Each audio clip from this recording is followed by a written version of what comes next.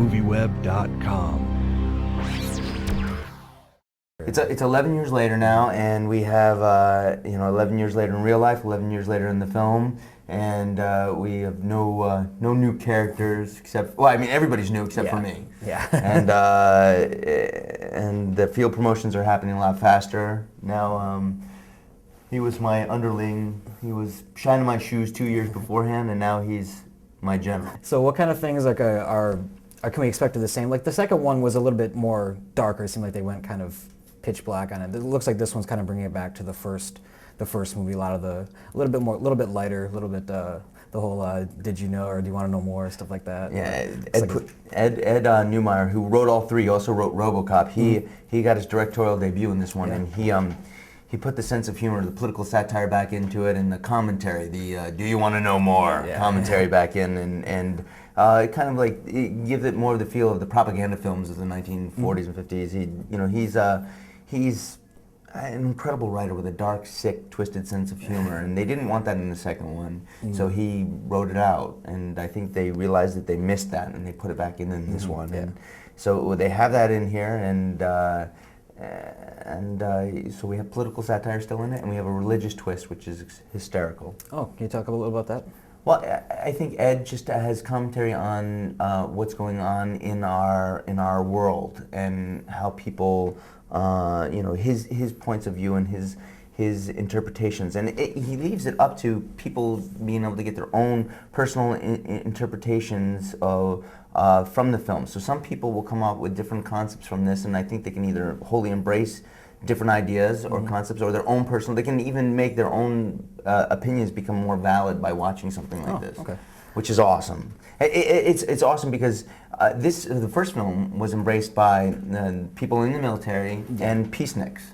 People who are, Green Party. Ed and I were invited to a premiere like 4 years ago for Greenpeace was doing a premiere of Starship Troopers in the theater to talk about the political satire and how it was so relevant to today's world. And it was really interesting to be a part of that because Ed hasn't written it with one sole. Well, he's written it with many different ideas into it. Okay. So like since this is his first time directing, like what kind of styles does he bring to the franchise? Obviously he's been with it from day one, but like as far as directing, like how would you compare him to anyone else you've worked with in the past? Well, what's awesome about Ed as a director is that he was on the set every day of RoboCop and Starship Troopers with Paul Verhoeven. So he had probably the greatest training that any director can get, for a first-time director. Yeah. He had the best training, and he had that advantage for this directorial debut. He had that advantage. Also, he created the world. He created Starship Troopers, and Robert Heinlein wrote that novel, but Ed created this satire and this world, movie world, and so he has a great wealth of knowledge for it. So it was really an advantage for him, and he just David Lancaster, who's the producer, helps surround him with wonderful people. We have Robert Skotek, who won the Academy Award for Aliens, and T2 for special effects. Yeah. He did our special effects. We have an incredible editor who does all of John Woo's American films and Mission Impossible 2, and then the guy that did the music for Pirates of the Caribbean did our music. Nice. So it got some really interesting people. Yeah. And everybody who was on the set was such big fans of Starship Troopers that they really put all their beyond the call of duty and did more than they were asked to do, which is just a pure pleasure to work on. So can you tell us a little bit about the new Marauders? Like, we might be able to is there are they a little bit of the same from the first film? Or are they the new people that the new troopers are awesome.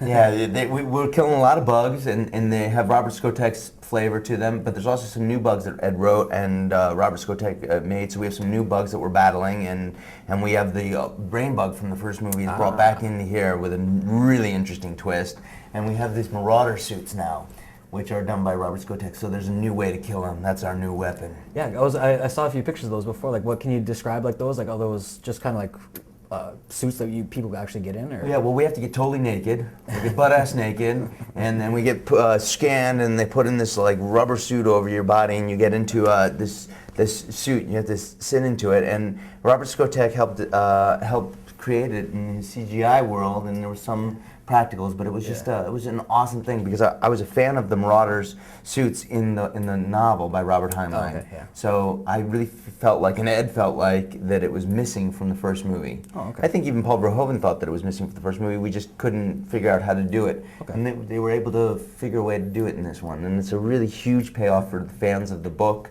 and the movie. Yeah.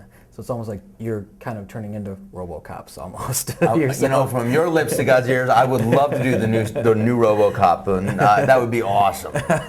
My name is Murphy. That'd be crazy good. Oh, thank you. I would love that. I would love that.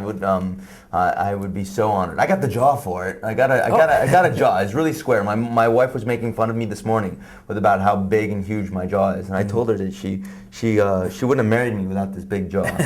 So finally, like, what do you want people, like, from the old fans? The series might have lost some fans with the second one just because it kind of took a different tone. Like, what do you want people to know about this third one that says this series is back? Well, you know, first of all, Ed got his directorial debut, and it's exciting to see somebody who is you know, so good at writing, and such an incredible writer, and somebody who knows this world so well get an opportunity to have his directorial debut. If that's not interesting enough, I'm back. If that's not interesting enough, I'm more naked than I ever was, except for at childbirth. And let's see, no, I'm that naked, without the umbilical cord. Yeah. So there's a lot more women in this. Very strong women, very strong, smart women, and so it's a lot of fun. I think they'll enjoy it. The humor's back, political satire's back, and the religious twist, the new bugs, and just a lot of fun. We're killing a lot of bugs. You know what to do? Get in there and kill them all! Starship Troopers 3, Marauder. Let's go crack a planet. It's a good day to die. See you on the bounce, trooper.